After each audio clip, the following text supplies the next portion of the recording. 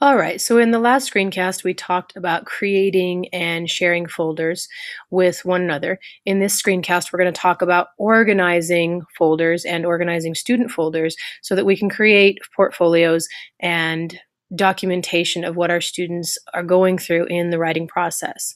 Now, the first thing that we want to do when we're creating folders like this or portfolios like this is we want to, in our drive, so I'm here in my drive, I want to create a new folder. So I'm going to come here and I'm going to come to folder, and then I need to name that. Now, you have a couple of options at this point. If you want to keep, say, all of your period 1 work in a folder, then you might name this period 1. If you want to keep a folder for each of the major writing assignments that you do, you would do it that way. It's really up to you at this point how many folders within folders you want. I'm just going to name this one period 1 for ease of use. And then once I create that, it's going to show up right here in my list of folders that I have. Now, if I open this folder right now, there's nothing in it.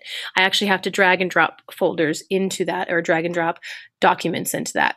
Now, in order to do so, I'm going to go to the shared with me. So over here on the left-hand side, I'm going to click on shared with me.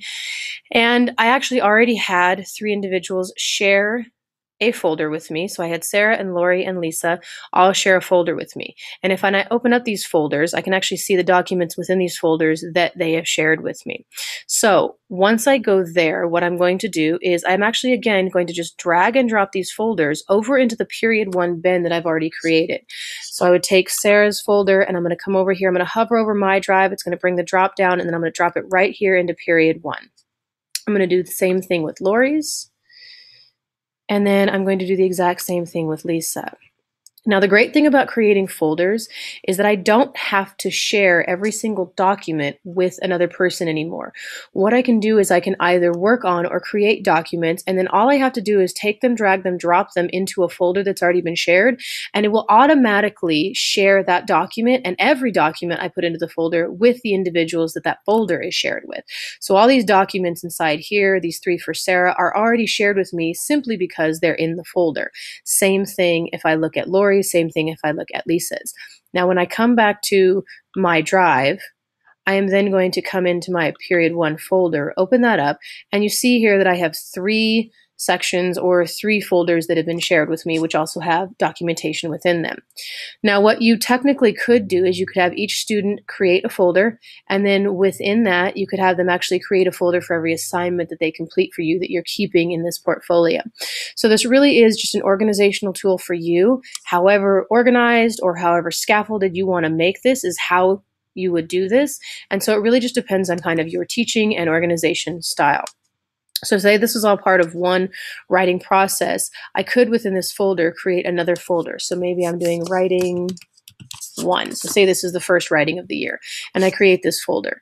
And it's going to put this folder within a folder. And then I can actually take and grab and move these into my writing 1 folder. And again, you need to make sure that each one that you create, that you share with the individuals you want them to be shared with, that way you know that everybody has the documentation that they're supposed to have. So if I go into period 1, I go back into Sarah Smith, open up this writing, then I can look at all these documents that are right here, and this might be her first draft writing process that we're completing. I would then go back and I would create folders for, say, each of my periods, or again, each of the assignments that we are creating. And that's really how we're going to be able to take these folders and take Google Docs and allow us to create kind of a portfolio in a digital world so that we are looking at and keeping all of the information that our students are creating. Now, the other great thing is that having it in Google Docs actually allows us to just take a few seconds and we can open up any of these documents, comment, and look at what our students are doing, and actually look at the process that our students are in, give them feedback. So if I know that, say, Sarah is supposed to have 4 documents completed, maybe they're supposed to have the graphic organizer and then the fill in and then their first draft done, and she only has 2 of the 3, I know that she's behind and I can give her that feedback. I know that she's not finished all of the process that I wanted her to finish. This is also a great way to kind of monitor what the students are doing. And one of the things we really need to make sure we're doing when we are sharing and creating portfolios like this is to make sure that the very first thing our students do is actually share the document with us. Because if they're sharing it with us later, it's hard to look at the revision history, and it's difficult to see where they are in the process if they're sharing it at the last minute. So that should always be step number 1, share your document, share your folder with me, and put everything in the folder so that I can see it. And then from there, it's really just a matter of how you want to organize it and how you want things to be named. That's something that you have to be cautious about, is looking at how do each of these get named. Do I want them to put their name first? Do I want them to put the name of the assignment that they are creating? However it is that you want it organized so that it's easy for you to find the documentation that you're looking for, that's how you would organize it. But this is how we use these tools in Google Drive to kind of help us organize what our students are doing. So hopefully this is helpful, and it's helpful to be able to organize and keep our students not only motivated, but to keep their work in kind of in a neat and clean portfolio.